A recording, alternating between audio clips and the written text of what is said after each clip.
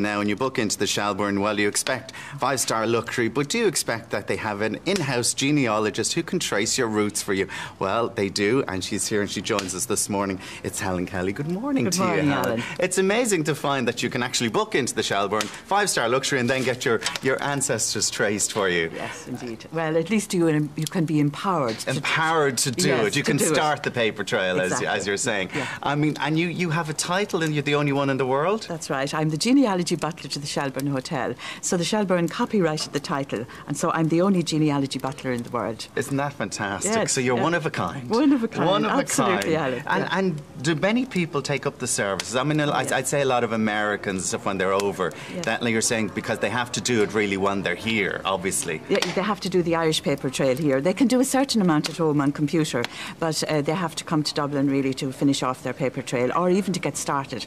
So we're very well situated here in this beautiful hotel, the Shelbourne Hotel, of course, to start the paper trail, because there's no one-stop shop in Dublin to do it. Right. You have to move around about 4 or 5 different institutions, and we're on the doorstep to the National Library, for example, 3 minutes down the road, beautiful institution. National Archives is about 10 minutes away. Which is very important, very obviously. Very important, yeah. So it's very well situated, the Shelbourne. Of course, it's a very historical hotel. Yeah, exactly. And you give them all the advice. Now, we're going to give some advice to people at home who may have thought of doing it and are interested in doing it, because lots of people would know, I'd love to know where my whole ancestry came from. Now, you're going to sort of say you start with yourself. Absolutely, because people think that they should start with an obscure ancestor like Brian Boru and work down. It doesn't work like that. So it starts with yourself.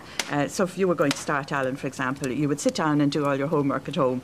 Sit down, write what you know, search the attic for all the obscure, the paper documents that have been filed away, and then talk to an older ancestor. Right, that's and tip then number ready. 2. Okay, so then you chat to older family members. Yeah. Like, and obviously the older the better. Like if you have an old grandmother or great grandmother or something who has all the memories and can tell you a bit more. Yes, and who were there, you know, in times when people sat by the fireside and talked. Yeah. And of course we listened as well, I suppose, as children, but we didn't always take it in.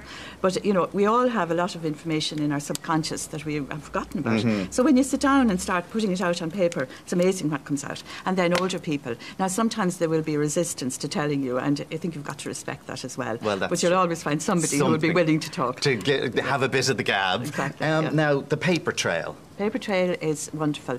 A certain amount can be done online now, but I mean, I say to people, why would they want to sit in their own armchair at home doing everything on computer when you have these wonderful institutions in Dublin City that you can move around and do your paper trail? The best place to start really is in the National Archives, where they have the census of Ireland. The only complete census that we have available at the moment are 1901, 1911 that are out there in the public arena. The 1911 has gone online in the last 18 months, or you know, the first bit of it.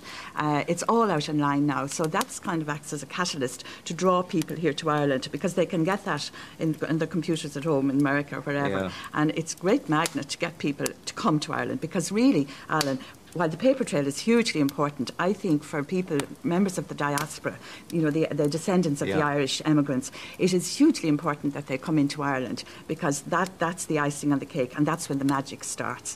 So it starts here in this hotel, because as a genealogist, I know how to interpret records, whereas, you know, yourself, with all due respects, if you start looking at a record, you mightn't know how to interpret. So this is where I come in, certainly for the Shelbourne, that I can help people to interpret records. We can go up to the business centre, go online to start with, and then I can send them off marching around Dublin on their paper trail. And it's wonderful.